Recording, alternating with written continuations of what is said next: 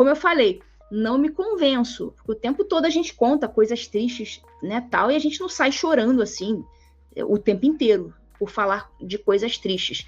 Então ele me parece realmente estar descompensado. A petralhada vai chorar a noite toda hoje. Barroso diz que fará reflexão sobre antecipar saída do STF. Ele deu uma entrevista à CNN Brasil. Porque se o Barroso quiser, ele pode ficar até os 75 anos. E a sua saída seria apenas em 2033. Só que ele já está falando agora de talvez sair ou não, quem sabe, talvez. Certamente está sendo muito impactado. Ele está sendo mais impactado. Não tem nenhum mais impactado que o Alexandre, porque ele tomou a Magnitsky, né? Mas o Barroso, só com a perda de visto, ele já foi muito impactado. Porque de todos os ministros do STF, ele era a que tinha vida acadêmica mais presente nos Estados Unidos. Vivia vindo aqui para os Estados Unidos dar palestra em Yale, em outras faculdades, etc. Ele estudou em Yale, né? Então ele é sempre muito requisitado para dar palestra e tudo mais, naquele círculozinho, né, dos acadêmicos. Então ele foi muito impactado. Com a perda de visto, ele foi mais impactado, sem dúvida nenhuma. Então ele está considerando aí, certamente está com medo, né, de vir a tomar uma Magnitsky também, de repente já se pirulita, né, para tentar salvar a própria pele, porque, né, encarar o Barroso no STF até 2033, né, é dose para leão, né? Mas também ele saindo agora, pode entrar um Messias da vida. Mas, enfim, vamos ver. Sei nem o que é pior. Talvez, eu acho que o Messias ainda seria pior do que um Barroso. Enfim, escreva aí nos comentários, movimentem os comentários. Quem seria pior, Barroso ou Messias? Porque o Barroso, querendo ou não, ele ainda é um acadêmico, um intelectual, tal. O Messias nem isso. O Messias é apenas um militante. É complicado, né? Escrevam aí nos comentários a opinião de vocês. É tudo muito ruim. Espero, né, que tudo se resolva, que haja eleições em 2026, eleições sérias, se é que vocês me entendem, eleições sérias, né? E o próximo presidente, que seja uma pessoa séria, coloque ministros do STF sérios. Esse é o meu desejo, né, para as próximas eleições de 2026.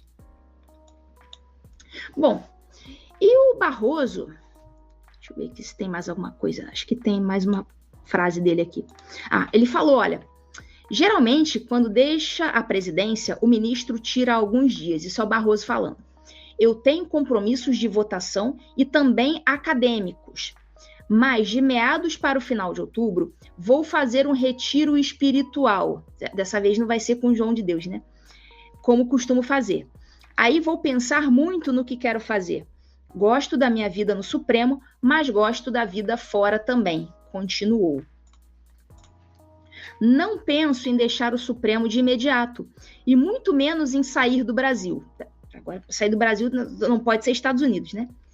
Vivo aqui, meu pai viveu aqui, mas recebi de fato o convite de mais uma universidade nos Estados Unidos para uma temporada acadêmica, afirmou. Não vai dar.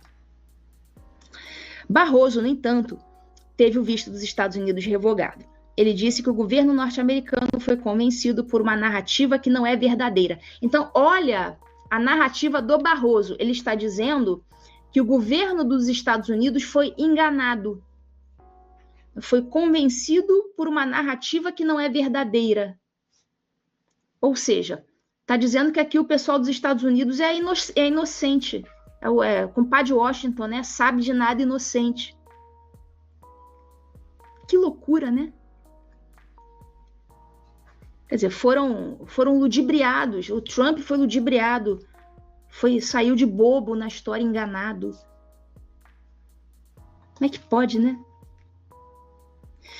Bom, enfim, o Barroso,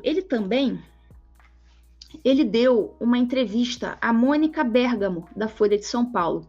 E a Mônica Bergamo perguntou a ele, acho que foi publicada hoje, Essa é a notícia fresquinha.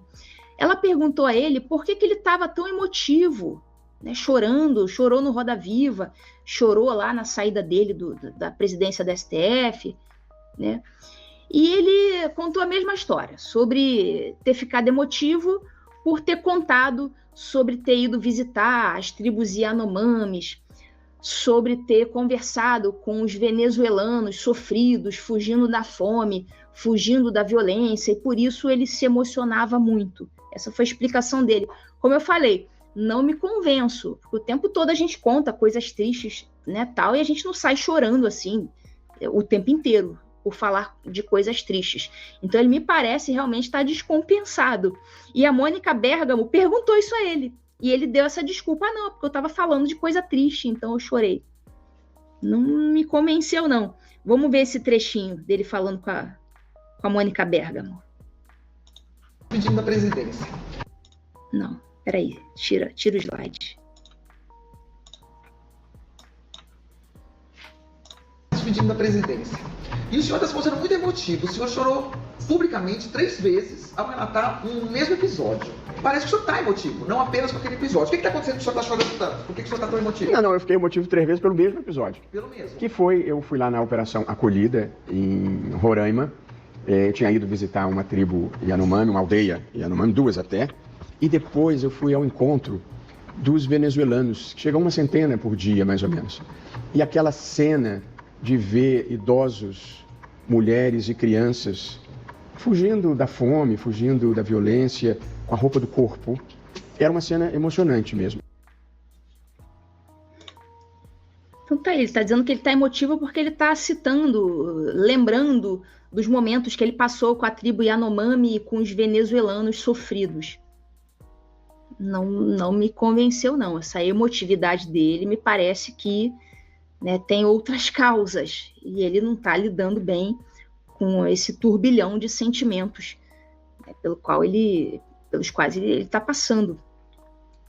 Enfim, depois vocês vejam lá o vídeo que eu fiz essa semana sobre o choro do Barroso e do Gilmar.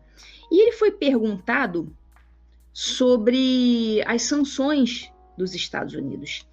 E ele falou que em relação às sanções, ele não tem aflições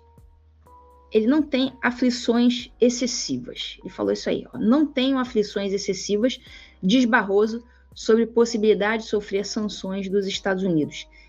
Olha, eu diria que tem aflições excessivas. Ele está sendo muito, mas muito prejudicado só com a perda de visto. Só com a perda de visto. E imagina você viver ali com aquele perigo de você sofrer uma sanção Magnitsky. Assim, é a Magnitsky rondando a sua vida assim, permanentemente. E o cara, né, sem saber o que eu faço, porque ele não tem como argumentar. A gente sabe até que chegam emissários aí na Casa Branca, o pessoal da esquerda manda emissários para tentar articular em favor deles, mas não são nem recebidos. Então, ele está acostumado a mandar no Brasil, mas agora ele está sentindo, né, o peso de um país independente, de um país livre, reconhecê-los como violadores de direitos humanos. Então, o cara que está acostumado a ser aplaudido, o cara vai ter muita dificuldade em lidar com isso, mas muita, muita mesmo. Um cara, né, são pessoas vaidosas, né? Então, talvez essas crises de choros seja por conta disso, essa dificuldade de lidar com esses sentimentos. E hoje saiu, deixa eu ver aqui, ó, estamos com 12.602 telas sintonizadas no TV em Justiça. Hoje saiu uma matéria, um editorial da Folha. Olhem isso aqui. Que absurdo. Vamos analisar isso aqui. Ó, editorial da Folha. O que a Folha pensa? Sob Fachin, que é, né, o novo presidente do STF, Supremo precisa buscar a autocontenção. Lembrem que, né, autocontenção é o contrário do ativismo judicial. O juiz ativista é aquele que sai fazendo coisa da cabeça dele e tal. Diferente, né, o oposto do juiz ativista é o juiz autocontido. É aquele que se contém, que fica ali no seu quadrado, né, que é o comportamento normal de um juiz. É o comportamento autocontido. Ele tem que se conter ali nas 4 linhas, na lei e na Constituição, que é tudo que o ativista não é. É tudo que hoje o Supremo não é. O Supremo já passou do ativismo, né? O Supremo hoje já pratica o que eu chamo de delinquência judicial, já não é mais o ativismo. O ativismo já foi o tempo, né? Quem dera que fossem apenas ativistas. Então aí o editorial da Folha está dizendo: Supremo precisa então agora, com o Fachin, buscar a autocontenção. Jura, Folha? Concluído, olha só, presta atenção no que a Folha está dizendo aqui. Concluído o julgamento que condenou Bolsonaro, Corte deve abandonar ativismo, heterodoxias e excessos. Opa, parou. Parou tudo. Parou tudo aqui. Vocês conseguem enxergar? Eu não sei nem por onde começar aqui. Não sei nem por onde começar a comentar isso aqui. Isso quer dizer que, Folha, vamos ver. Isso quer dizer o quê, Folha? Quer dizer que agora que o Bolsonaro já foi condenado, o servicinho já foi feito, então quer dizer que agora o STF já pode parar com a perseguição. Não, agora já tá bom, agora já pode parar, já tiraram o Bolsonaro, né? Ele está dizendo aí, então agora, concluído o julgamento do Bolsonaro, que culminou com a condenação, o STF deve abandonar o ativismo e a heterodoxia. Vamos traduzir isso aqui? Pessoal, no direito não existe ortodoxia ou heterodoxia. Não tem medida ortodoxa ou heterodoxa. No direito você tem medida legal ou medida ilegal. Não tem, esse juiz, ele é meio diferentão, né? Ele é bem heterodoxo. Ou seja, pratica ilegalidades. Em outras palavras, é isso. Não tem essa medida é ortodoxa ou heterodoxa. É legal ou é ilegal e acabou. Dizer que o Supremo estava sendo heterodoxo, vou traduzir para vocês, é dizer que o Supremo estava agindo na ilegalidade.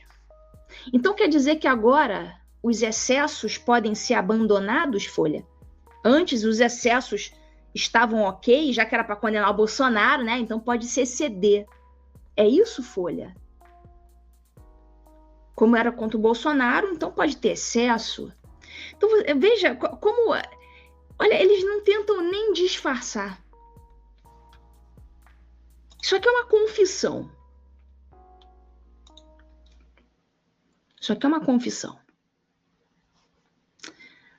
Mas vamos lá. O último assunto aqui da gente.